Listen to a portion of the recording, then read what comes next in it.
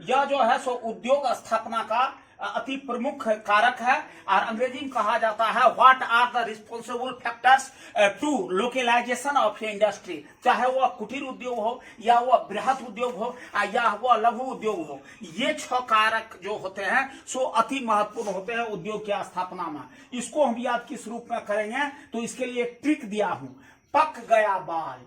क्या? पक गया बाल। देखो, पो से पूंजी, को से कच्चा माल, गौ से गतिशील वाहन, या से यातायात सड़क, और इसके बाद बा से बाजार, लो से लेबर या श्रमिक। समझिए बात को।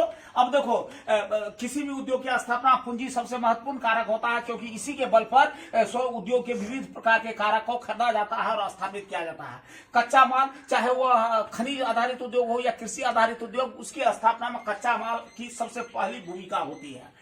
गौ गतिशील, अगर उद्योग जहां स्थापित है वहां सामान लाने और ले जाने के लिए गतिशील वाहन होता है, तो सो समय सब कुछ पहुंचता है। यातायात सड़क, चाहे वह जल मार्ग हो या यातायात मार्ग, चाहे वह रेल मार्ग हो चाहे वह हवाई मार्ग, वह अगर विस्तृत रहता है तो उद्योग का विस्थापन या उद्योग का विस्तार बहुत ही उत्कृष्ट प्रकार से होता है। बाजार, बाजार एक ऐसा है जहाँ स्थल होता है जहाँ क्रेता और विक्रेता दोनों का संगम होता है। वहां निर्मित सामान को बेचा जाता है और कच्चा माल खरीदा जाता है। सुदृढ़ बाजार, सुदृढ़ विकास। इसलिए जो मेट्रोपोलियन सिटी है, महानगर पालिका, वहां देखेंगे जो उद्योग का विकास बहुत तेजी से होता है। यातायात, इसके बाद सड़क, गतिशील वाहन सब उपलब्ध रहता है। और एक होता है लेबर, श्रमिक या मजदूर जो भी को, तो उसके लिए सबसे बड़ी बात यह होती है कि उद्योग स्थापना के लिए कुशल, समय पर्याप्त और सो आपको निपुण